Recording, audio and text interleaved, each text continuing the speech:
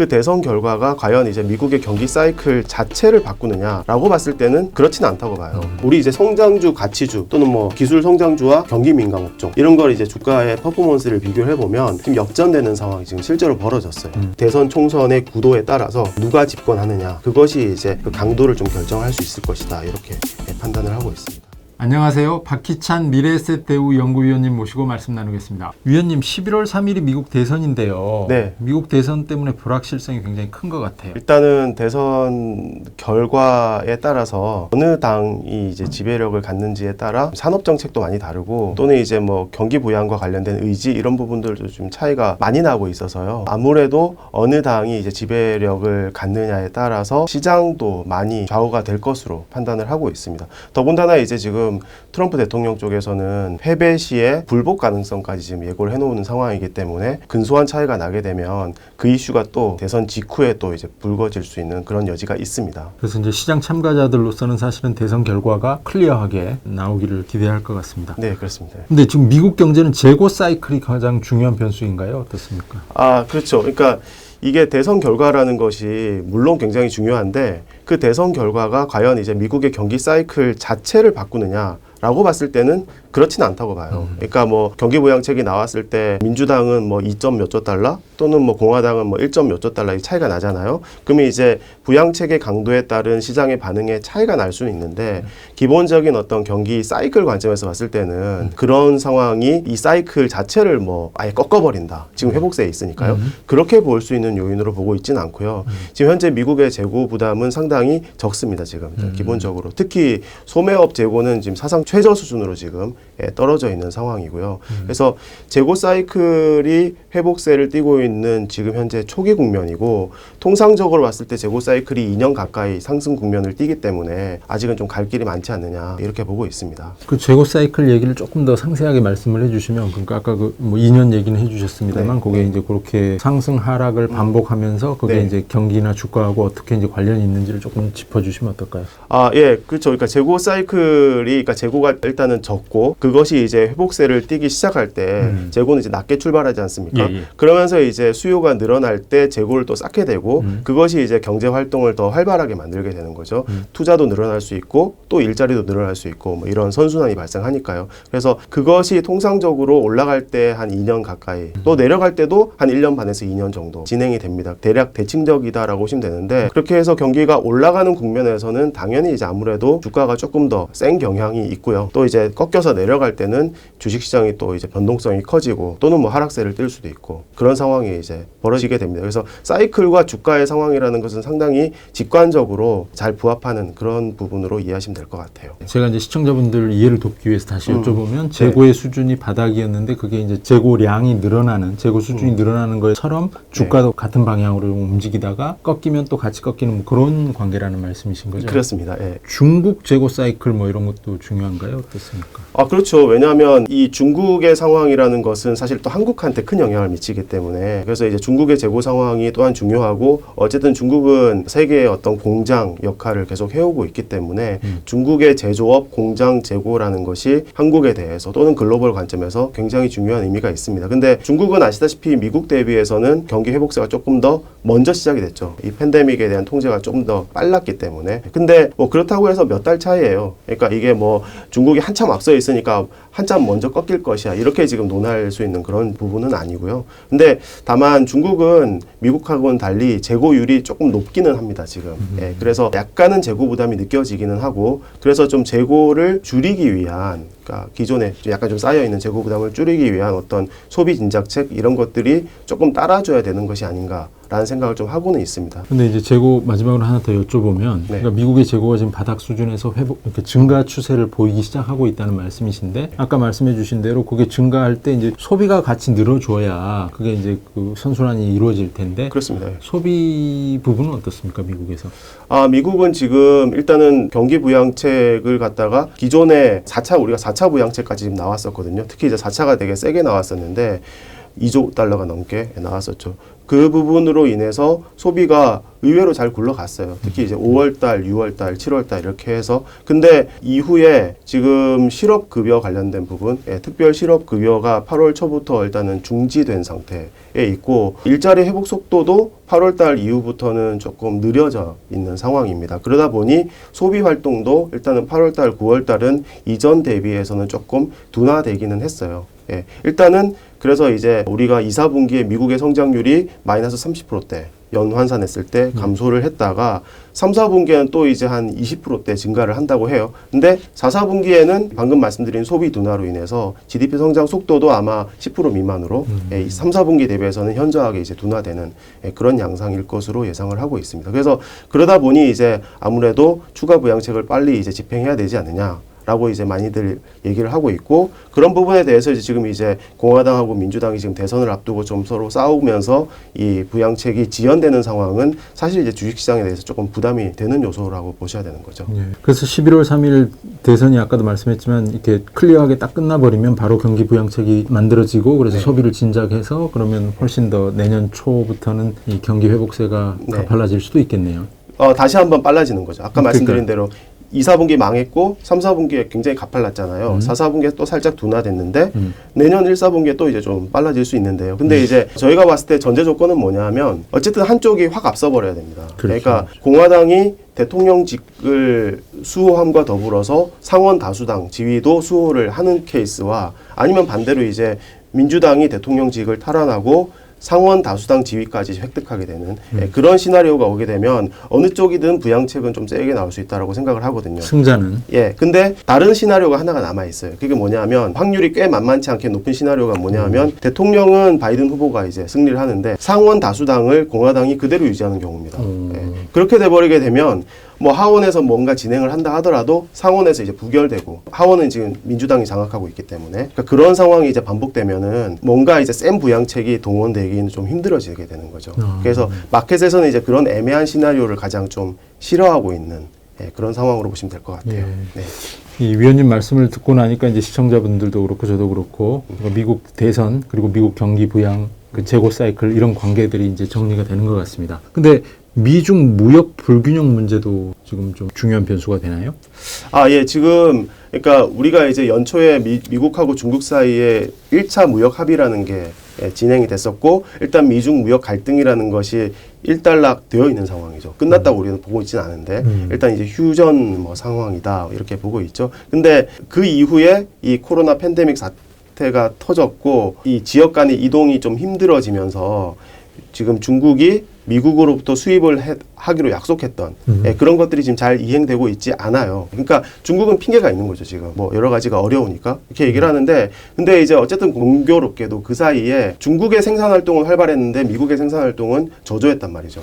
그러다 보니 어떤 일이 발생하고 있냐면 미중 간의 무역 불균형이 심화됐어요. 그러니까 중국의 대미 무역 흑자가 더 커져 버린 겁니다. 코로나 때문에? 그러니까 뭐 여러 가지 이유가 있겠습니다. 그것도 이제 중요한 이유가 되는 거죠. 그러다 보니 미국 입장에서 특히 이제 트럼프 대통령이 재선에 성공했을 경우에는 그것이 이제 또 양국의 이제 다툼의 빌미가 될 수 있는 거죠. 그러니까 굉장히 세게 나오실 수 있고. 그렇습니다. 그래서 이제 트럼프 대통령의 그동안의 스타일이라고 한다면은 또 관세 인상 해버리는 거죠. 그럼 이제 마켓에서는 또 이제 막 싫어하는 그런 시나리오가 글로벌 증시에 한번 또 이렇게 충격을 줄 수 있는 요소가 있다고 보고 있습니다. 그래서 사실 한쪽이 압승하는 게 좀 좋기는 한데 민주당이 압승하는 시나리오 대비해서 공화당이 압승하는 시나리오에 있어서 약간 불편한 부분은 이제 그런 요소가 있다라고 보시면 될 것 같아요.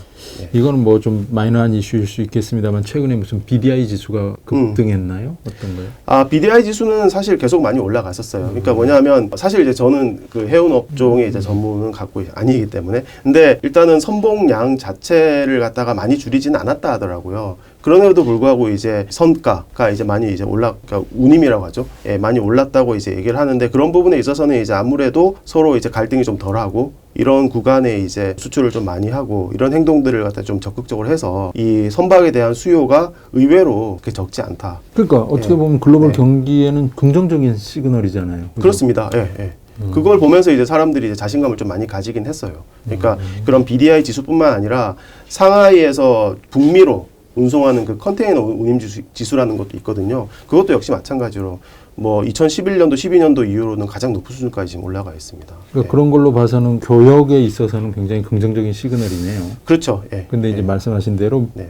무역 불균형, 그러니까 양측 중에 누가 더 불균형인지 그 문제는 또 심화될 수도 있잖아요. 그게 많이 수출했을 수도 있으니까. 그죠? 이게 심화됐죠. 그러니까요. 일단 숫자로 봤을 때는. 물량은 많은데. 네. 연준이 평균 물가 목표제죠. AIT. 네. 이걸 이제 도입하긴 했는데 요거 조금 설명을 해 주시죠. 아, 예. 그러니까 이제 우리 주식시장의 또 다른 중요한 드라이버는 경기 회복이라는 요소도 있지만 그거를 받쳐주는 역할을 또 해줬던 것이 바로 이제 FRB의 엄청난 그 유동성 공급이지 않습니까? 물론 FRB만 한 건 아니지만 근데 어쨌든 그 중심에 미국이 있는 것은 분명한 사실이고 이 공격적인 통화 완화에도 불구하고 마켓에서는 나에게 조금 더 이제 안도감을 달라라는 요구가 있었고 그래서 이제 FRB가 들고 나온 것이 그러면 이제 우리는 인플레가 적당히 오르더라도 우리 이 현재의 통화 정책 기조를 바꾸지 않을 것이다 라고 이제 마켓하고 일종의 이제 약속을 하는 그런 작업이 벌어졌던 겁니다. 그래서 이제 그게 평균 인플레 목표제이고요. 일정 기간 동안 인플레 목표 2%를 갖다가 설정을 하고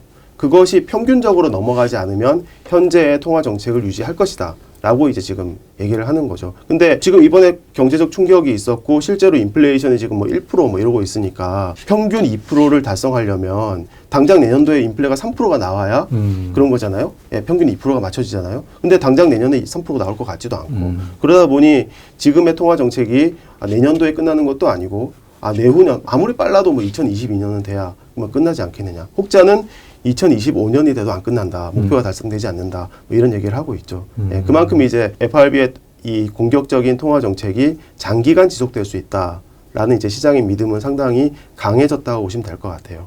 네. 어떻습니까? 그 위원님 말씀대로 이제 그렇게 시장의 믿음이 강해졌는데 네. 사실은 주식 시장에서 가장 크게 영향을 미치는 변수 중에 하나가 금리일 테고 네. 어떤 변수보다도 가장 영향력이 크지 않은가요? 근데 그 금리에 대해서 연준이 이제 걱정할 거 없어요. 앞으로 상당 기간 동안 네. 이렇게 네. 어나운스 한 거 아니에요? 네, 그렇습니다. 그러면 사람들이 이제 시장 참가자들 입장에서는 이제 금리는 제쳐놓고 네. 다른 것만 봐도 되는 상황인가요? 어떻습니까? 사실 이제 금리 변수가 마켓에 큰 영향을 미칠 가능성이 낮아졌죠. 낮아졌다. 예, 분명히 낮아졌습니다. 그래서 향후 상당 기간 금리 변수가 우리 증시나 또는 이제 여러 가지 다른 시장에 큰 영향을 미칠 가능성은 줄었다고 보기는 해요. 근데 그렇다고 무시할 수는 당연히 없고요. 왜냐하면 어쨌든 우리가 이제 기술적으로 이론적으로 봤을 때 글로벌 증시의 PER이 엄청 많이 올라갔지 않습니까? 예. PER이 엄청 많이 올라간 핵심 배경에는 금리가 많이 낮기 때문에 그게 가능하다라고 설명하는 접근법이 있어요. 예. 근데 그러면 이제 금리가 조금이라도 움직이게 되면, 그러니까 뭐 지금 가령 이제 미국제 10년물 금리가 0.7%인데 이게 뭐 1.5% 막 이렇게 뭐 1% 이상 이렇게 올라가는 거 생각하지 않더라도 0.7에서 0.8, 0.9 이렇게 소폭 움직이는 것만으로도 사실은 좀 민감하게 반응할 여지가 있어요.